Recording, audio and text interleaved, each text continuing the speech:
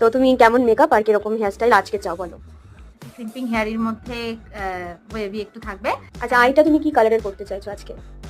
আজকে আইটা একটু তোতে তোতে টাইপের, এই পাড়ের যে কালারটা আছে আচ্ছা আচ্ছা, এই এটার কালার। সাথে একটু আচ্ছা ম্যাচ আচ্ছা, করে যদি হয়। আচ্ছা আচ্ছা, লিপটা? আর লিপটা ম্যাজেন্ডা বা মেরুন টাইপের। তোমার তো ম্যাজেন্ডা মেরুনটা খুব খুব প্রিয়। আচ্ছা আচ্ছা আচ্ছা,